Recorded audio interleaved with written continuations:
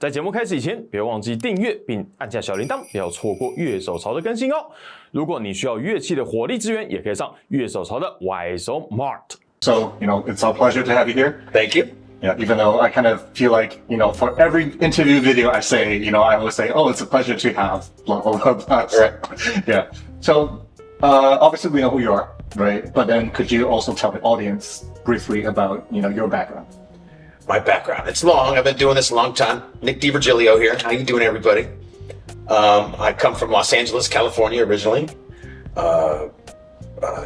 Just a working drummer in town, hustled lots of gigs, and I sort of got my break in the music business around 1995. I met this artist named Kevin Gilbert. And Kevin Gilbert was part of the writing team that was on Sheryl Crow's first record, All I Want to Do Is Have Some Fun. He was one of the writers of that song. And he also had a band called Toy Matinee, which was just incredible. And I met him randomly at a ski resort outside of Los Angeles. Wow. And we talked, and he sat in with the band that I was playing in.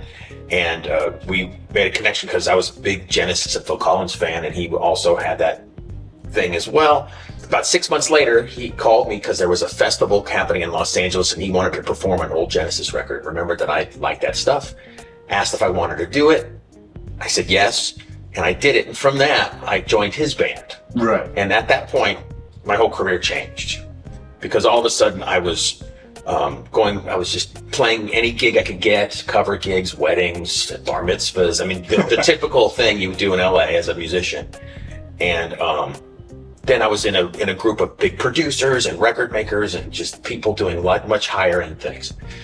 So I joined Kevin's band and we toured around doing his stuff. He had a record called Thud. And then one of his best friends, a drummer named Brian McLeod, was the drummer in Tears for Fears.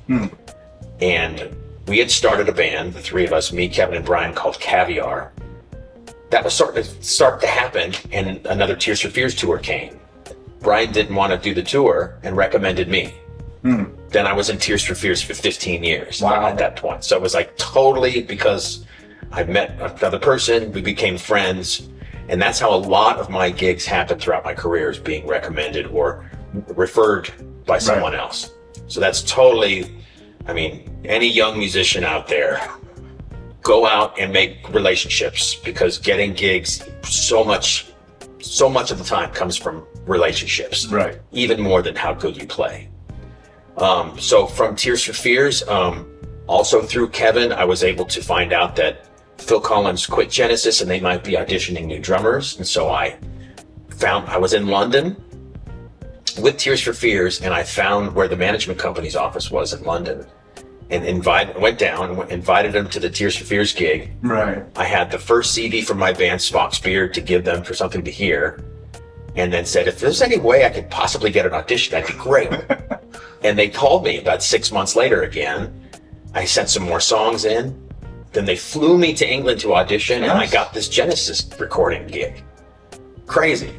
And then, so that's two of the bigger gigs. But then I had my band Spock's Beard. I started in 1990 with Neil and Alan Morse.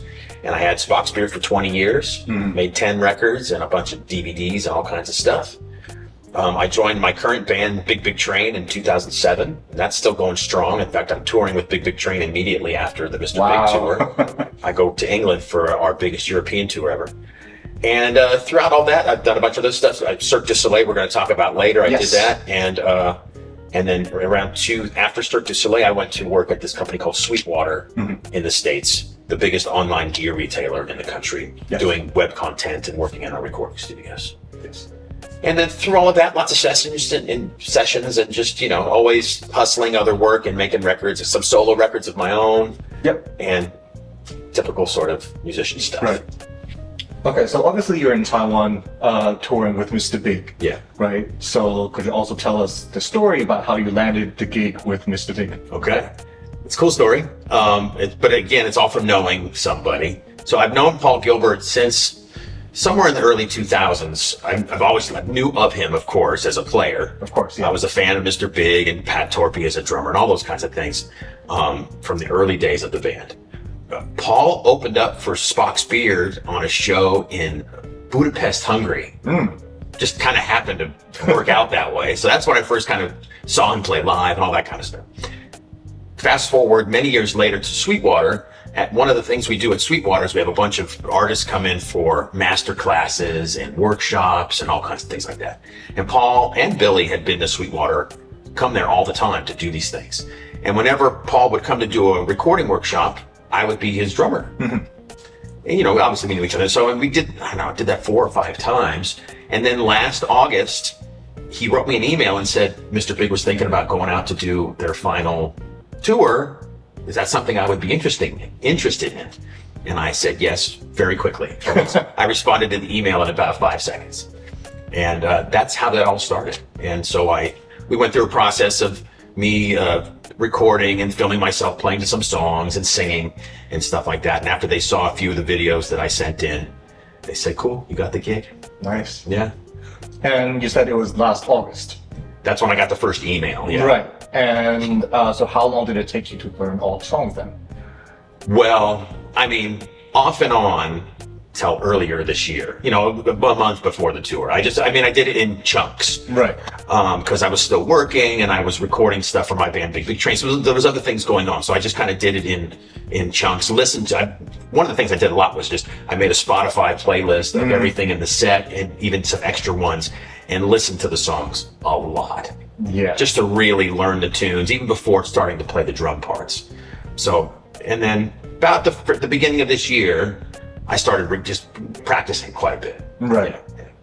Yeah, because like you're playing the whole album back to back. But lean into it. Yeah. Which is kind of the biggest. Their big giant record. Yeah. Yes.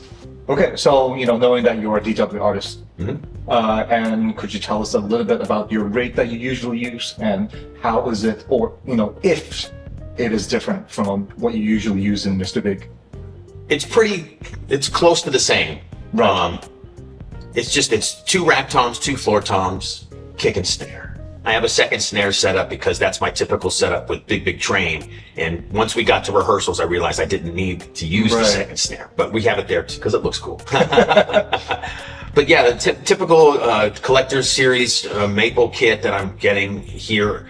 The tough thing on this tour, at the beginning, I thought maybe they'd be shipping gear around, but it doesn't work that way. It's backline everywhere. So I'm getting a different drum kit just about every night. In Japan, since we were in the same country for a number of shows, that kit traveled around.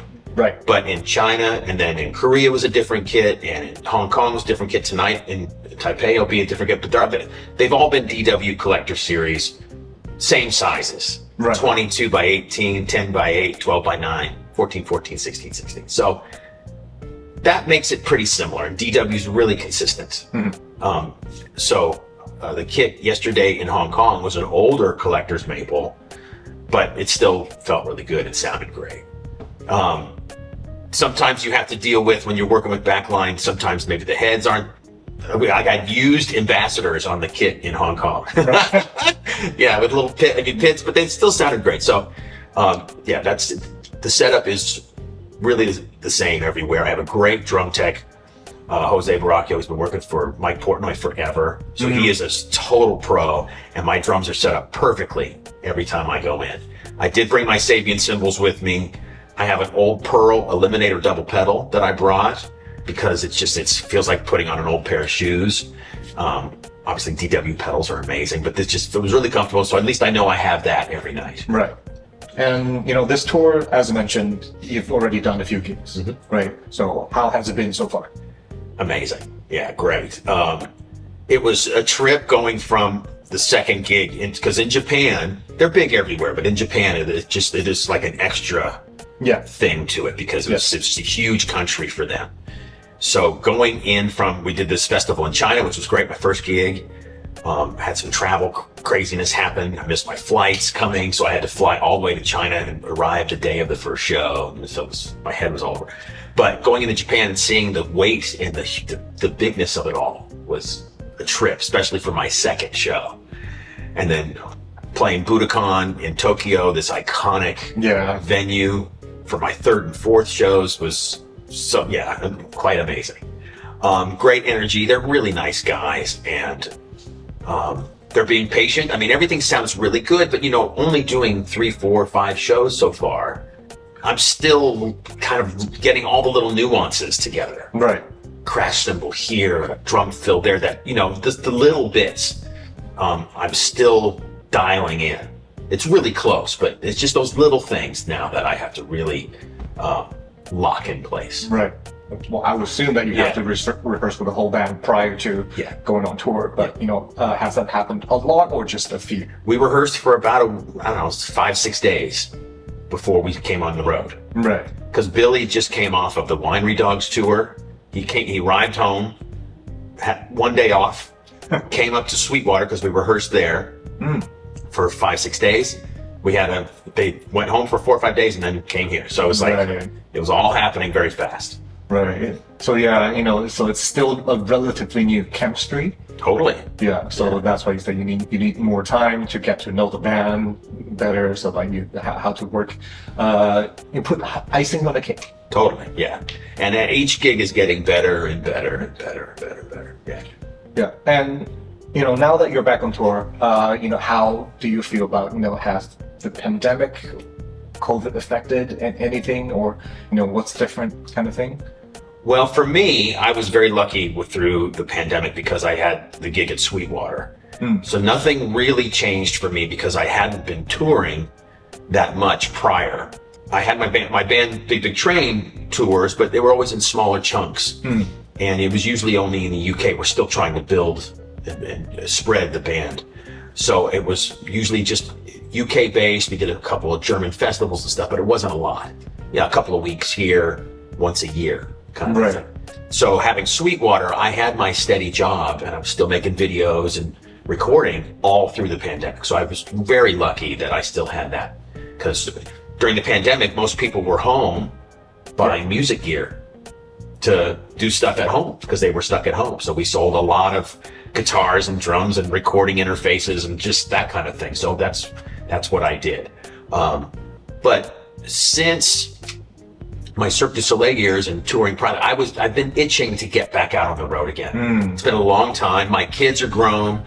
I don't have that kind of responsibility. That sort of freedom to do that kind of thing is back to me now a little bit. So all of this thing with Mr. Big has really come at a great time. Yeah, because referring back to Cirque du Soleil, it's not an experience that most could have on their resume. Yeah.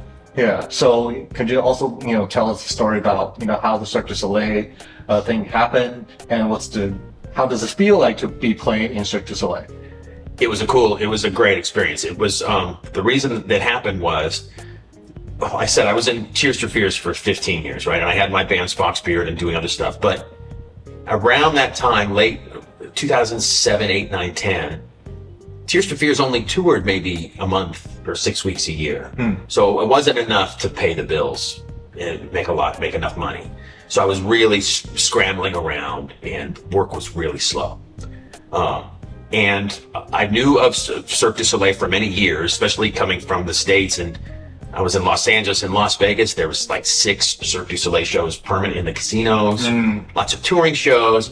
And, I don't know if you've ever seen a Cirque show, but it's a circus, but there's no animals. It's people doing incredible, crazy acrobatics and all kinds of stuff, enveloped in basically a big rock show. Right. Lights, smoke, huge PA, band, projections, and all kinds. I mean, it's amazing. The technology is over the top. So I went through, there's a whole process on the Cirque website on how to audition for everything, whether you're an acrobat or a musician or a singer or whatever. So I went through the process and videotaped and auditioned as a drummer and a singer, just for the hell of it. Really, just to try, because I needed something. And I got called about a new show that they were developing at the time called Totem. Right. And we went back and forth, and it was a really hard decision to say yes to, because I had to go on the road. And at that time, they said, well, listen, you can bring your family with you. We have traveling schools. At that time, my kids were 10 and 12 years old. So the kids can get schooled, and you'll go like 3 months in each city. And the original tour plan was all through Europe and stuff like this. And it was like, wow, it's a big leap. We have to we'll all leave. We're all going to go join the circus. Yeah. So it took me a few months to actually really say yes and do it, because it was, everybody was a little scared, right, including my kids and my wife. And we said yes. And it took a while to get used to, but in the end, it was amazing. We had 160 people from 19 different countries on the road all the time. Wow. About 6 weeks to 3 months in each city. And we got put in apartments, My kids did get school. My kids were in school with first graders up to high school kids we had a girl from Mongolia and Italy and France and all over Canada and stuff. So they got to learn languages and cultures and all this kind of stuff and see the world. We lived in London. We lived in Amsterdam, all over Canada. We saw a lot of the United States because part of the tour was there. So just to experience a bunch of things for my kids was amazing. And then be a part of this show. I played 10 shows a week. I was in the best shape of my life. Wow. Because I was in that environment with all these Olympic athletes and stuff. And it was cool. And then I had a steady paycheck. Made good money for a good number of years and played a ton of music. So it was a cool experience. It was not something I planned or even ever thought of until I needed work. I just needed something. Right. And it came at a good time. And then the reason I left Cirque was because they had some cutbacks in the company, and one of the big cutbacks was the benefits of the school. They closed the school basically because there was like 6 or 7 shows that had traveling schools, and it cost them millions of dollars to keep us going. They said, sorry, it's time to close that. And by that point, I had done it for almost 5 years, had played the show over almost 1,500 times. So it's time to move on. Right. And our last city was in Vancouver, where you lived for a while. It had an amazing apartment just above Stanley Park. It was crazy. Nice. And played down by the football arena and all that kind of stuff. So it was really cool. And then at that point, I needed something to do. So I had an offer to go on the road with an artist named Steven Wilson. Yes. Which would have been amazing to do because I was a huge fan of his. Yes. And I also had this offer from Sweetwater because my buddy Mark Hornsby was running the recording studios there, and he was trying to build a team of players, in-house producers, musicians. And it was one of those things, my son was going into high school and my daughter was going to be a junior in high school, and it was like, okay, do I go back to LA and then I go on the road for 6 months and don't see my family? Or do we all move to Indiana in the middle of the United States and do this other thing? And it was a really hard decision to make because playing with Steven would have been amazing. Yes. Because he's awesome. Yeah. But in the end, we decided to do the Sweetwater thing. And it was a great move for a lot of reasons, because it's a very steady thing. I got to play a lot of music, and it was good for the family. Right. And so we did. We moved to Sweetwater, moved to Fort Wayne, Indiana, and I started working at Sweetwater. And I've been there ever since, basically. Yeah. So how would you describe playing Cirque du Soleil and playing in a touring band? Because, I can only imagine they're very different.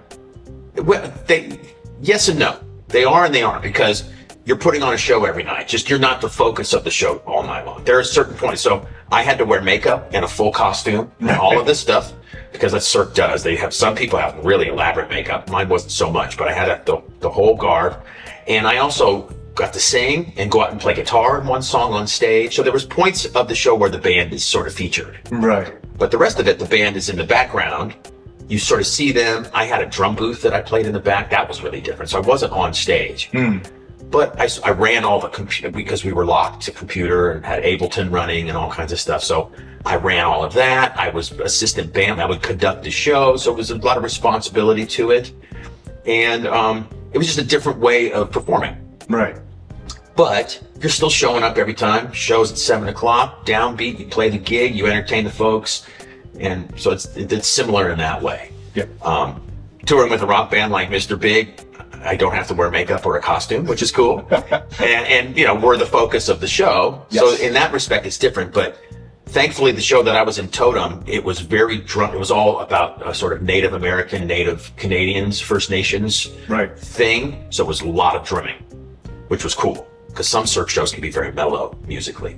Mine wasn't. I got to hit the drums hard and play, and I had a couple of solo bits and stuff. And So it was a full-on show every night. Yeah, 2 nights. I mean, we played 2 shows a night. Right. Yeah, so we had to go for it. Yeah, so, going back to Sweetwater, Yeah. right? And then you also mentioned how, during the pandemic, it was actually very good for the business, which is kind of, I don't know, like, at one point, people were losing jobs. Oh, yeah. And then, the economy was bad. Yeah. But then, at the other end, it was like, I think the musical instrument industry was at an all-time high. Totally.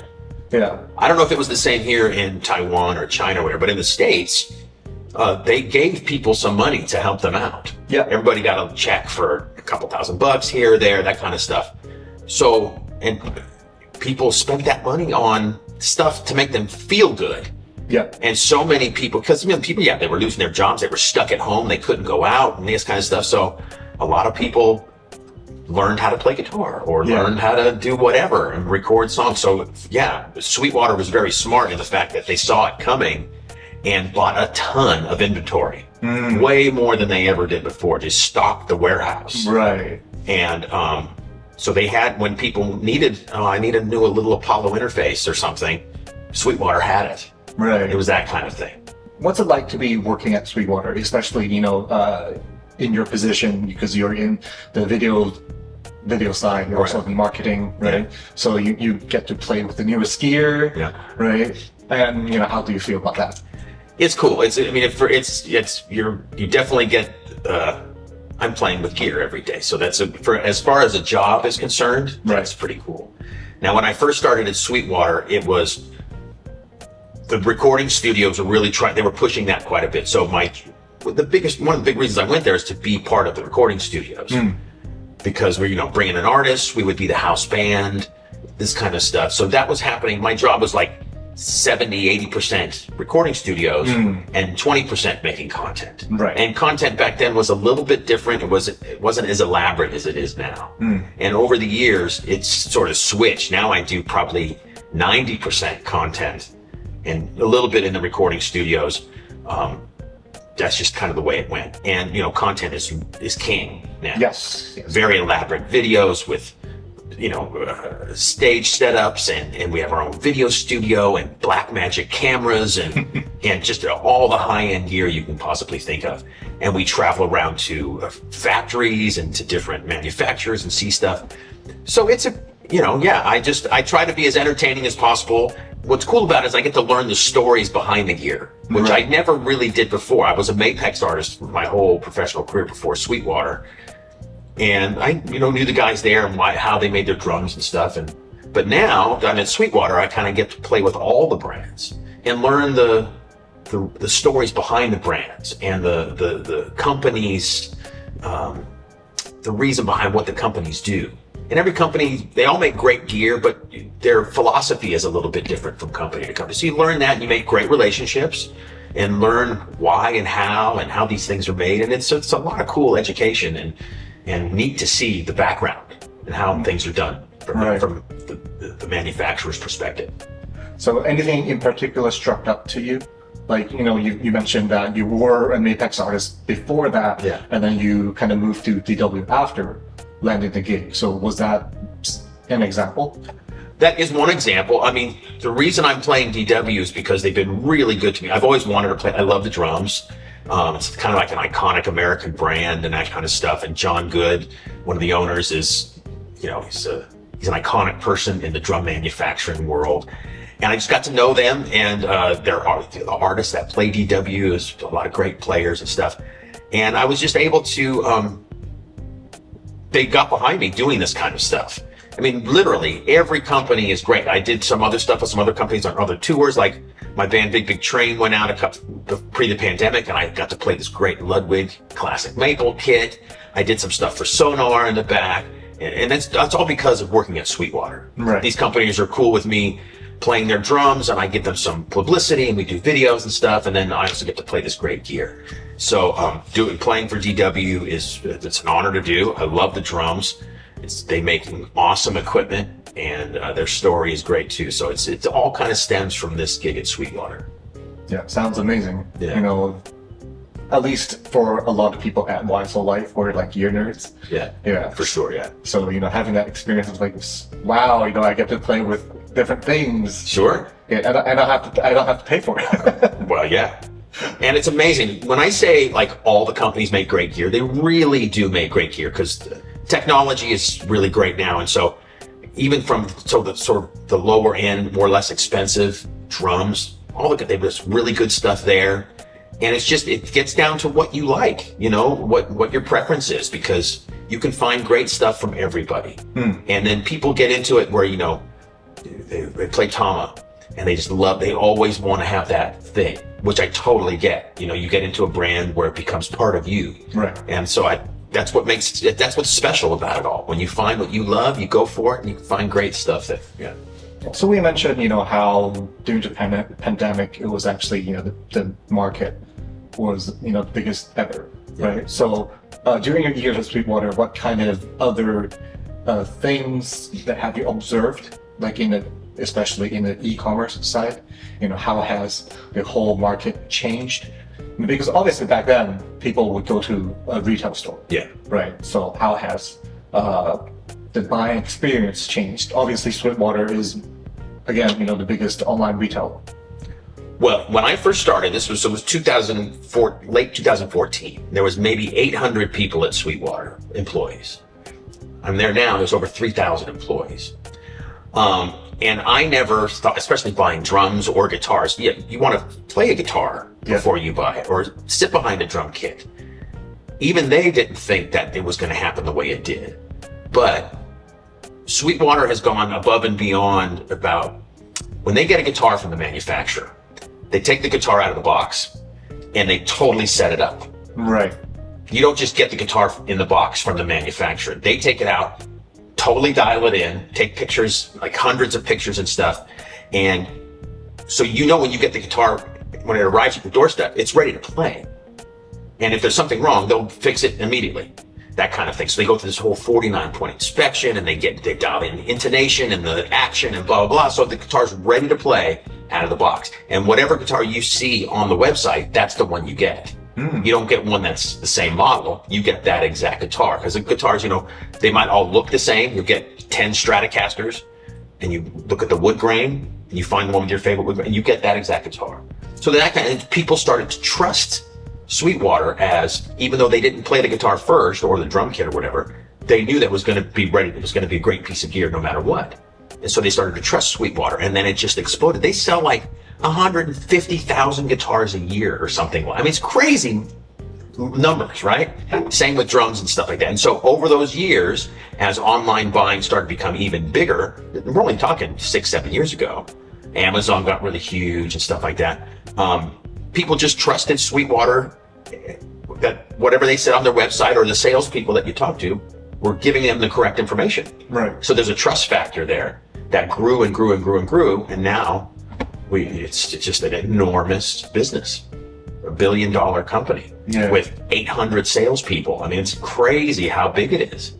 For online gear. 800 salespeople. Yeah. Each one of those salespeople is basically like a mini music store.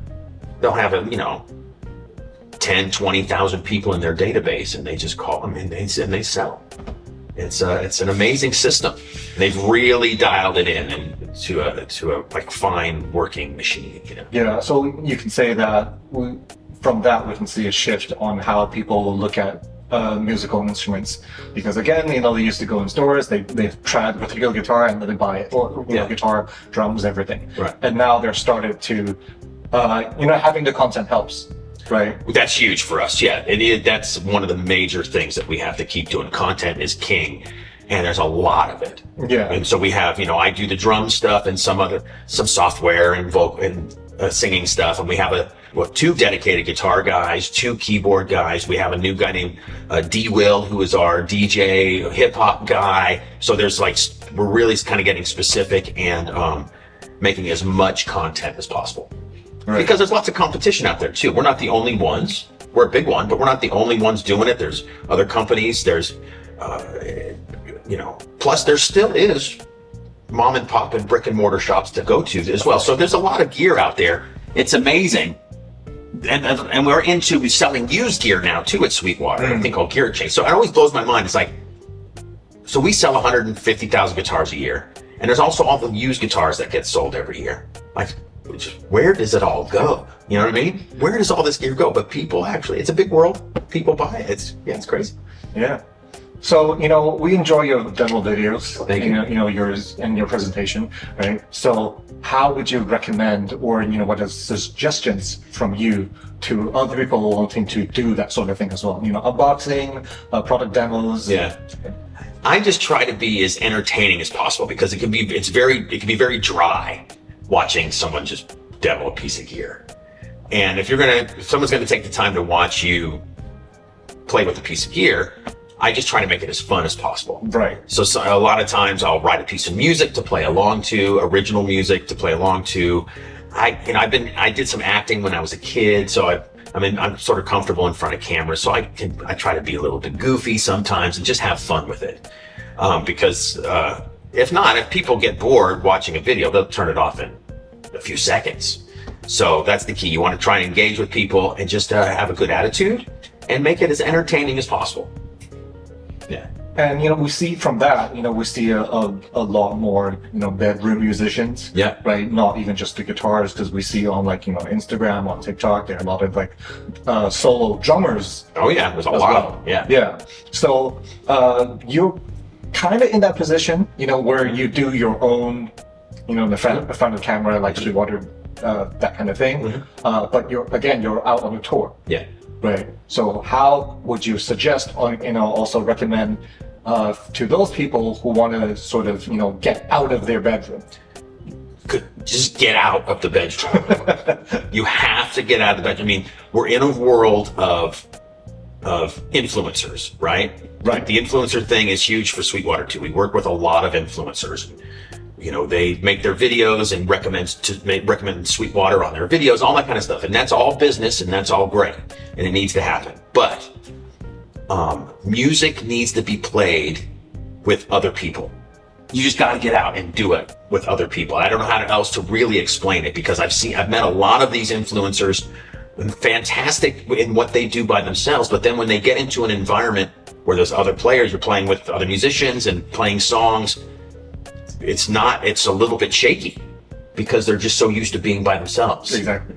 And you got to get out there and play music, especially if you want to do other things. And even if you're not trying to be a touring musician, you're still learning how songs work and how music works and song structure and all these kind of sort of basic things. So when you get out there and you do jam with somebody, it feels good and it's entertaining and all that kind of stuff. So just do the bedroom stuff, do your influencer thing, but please get out of that room and go sit in with some other players, start a band, whatever it takes to have a community. Right. And do something together. Because that's what music is all about. It really is. It's meant to be done together. I guess the biggest takeaway from today is that, you, at the very beginning, you mentioned how making connection is very important. Yeah, 100%. Yeah. And then you were just saying how, you need to get out there. Yeah. And I think that's also kind of the same thing. It's all about, relationships. It's just as important as the actual playing of the instrument. Now, this is if you want to be professional, if you want to get out there and do stuff. If you're just doing it for fun as a hobby, it's not as important because you may have another life. You might be a doctor or a lawyer or whatever. You might have a whole other thing. And music is just something you do for fun, which is that's great. And that's a huge thing. But if you want to get out there and try to have music be your profession, right?